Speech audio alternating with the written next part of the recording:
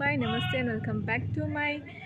Swdwmsri girl YouTube channel and to my Facebook page. Dinay NCC classआव फैदों आरो ओमफ्रायो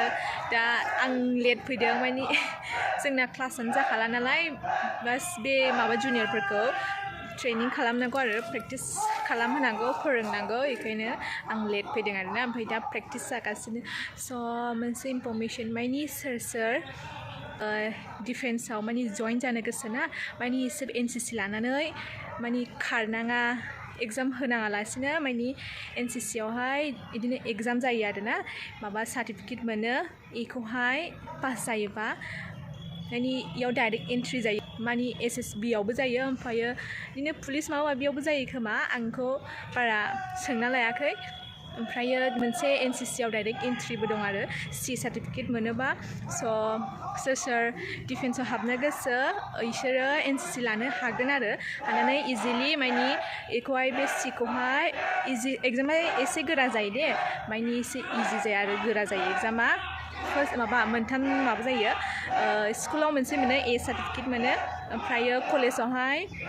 मोननै मोनो आरोना बिजों सिजों आं दा बि पास जाबाय ओमफ्राय एखौहाय आं स्कुलनिफ्राय पास जानानै फैदोंमोन नालाय ओमफ्रायो आं दा सिनि ट्रेनिं खालामगासिनो माने एबारहाय सिखौ हैगोन आरो आं फेब्रुवारि 19 दं हनै पानिशमेन्टसो मोनलाबायगासिनो इयाव सेकेन्ड इयारजों फार्स्ट इयारजों खोमा थार्ड इयार दंना गैयाथाय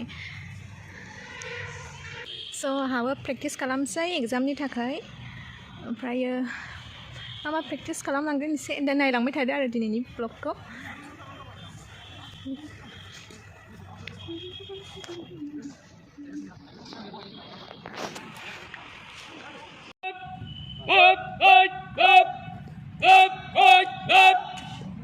सेकेन्ड इयार इसोरो ओमफ्राय जों थार्ड इयार ओमफ्राय नै इसोरो फार्स्ट इयार आरो नै इसोरो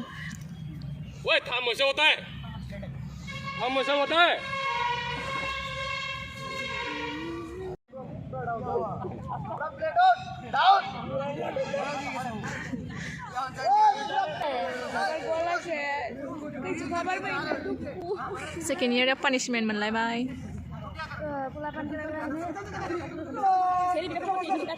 माखासेया फैयाखैनो एसे गोबां जायोना बे फैयाखैनो माखासेया एभ्रिवान आङो दा सासे मानसिखौ देखायगासिनो हो बे दिल्लीयाव थांना फैदों माबा आरडिसि आव 2023 नि दा बावाखै फैनाया र' देखायगासिनो आङो बेलायनो इयो हेलौ बर'सो दे इयो बर'सो ओमफ्रायो मालानिफ्राय मालासिम एसे खोन्थादो एक्सपिरियेन्सफोरखौ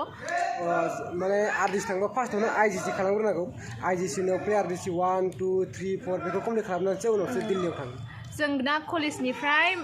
इयो थांदों आरोना माबायाव गुवाहाटि इउनिटआव थांनानै सेलेक्सन जादों इयो आं दाखालि नभेम्बरनि 15आव जरहाट थांदों ओमफ्रायो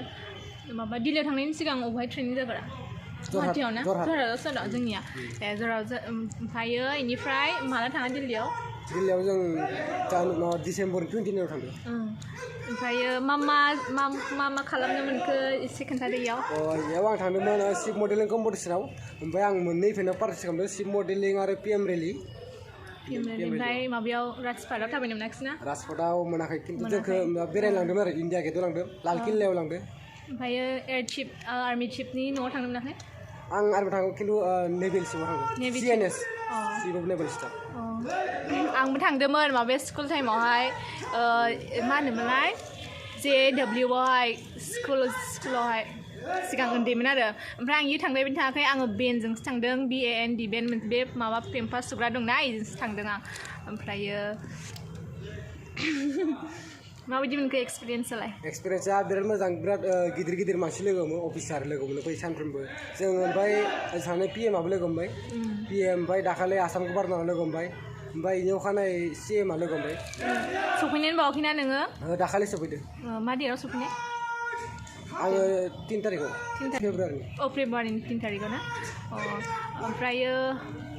माबा सार्टिफिकेट मोनो ना सार्टिफिकेटखौ मोनथ'वाखै साननै उनाव मोनगोन ओमफ्रायो माबा होनाय सार्टिफिकेट मोनबा माबा माबि बेनिफिट जायो होननानै माबा खोन्थानाय नामा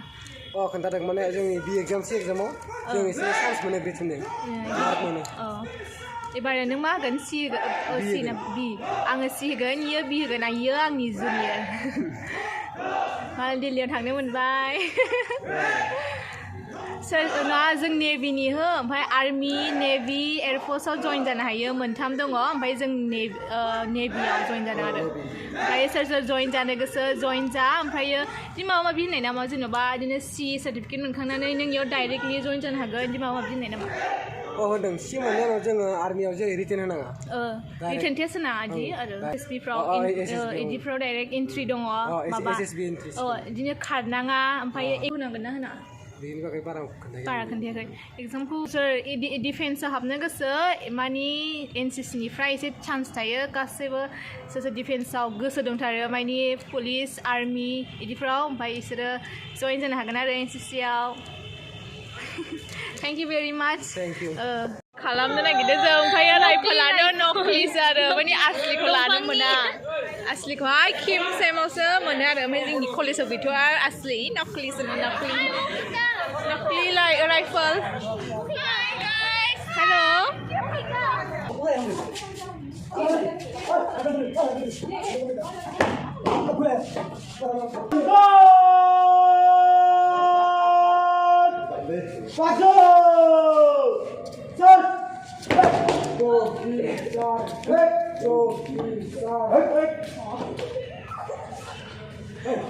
Getting please get on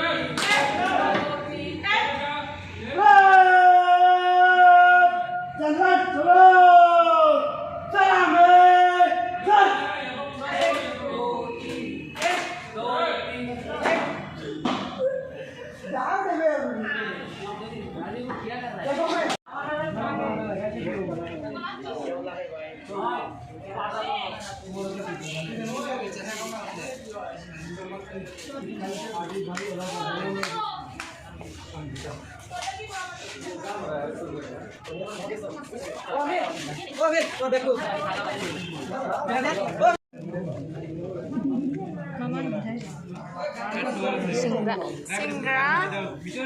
Misti itu mana gitu salah ada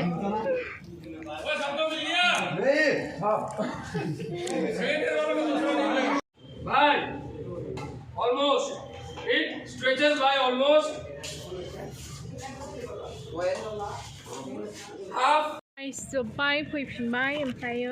मोजां मोनदोंब्ला लाइक शेयार सब्सक्राइब खालामब्लानो जाबाय so bye bye meet you in the next video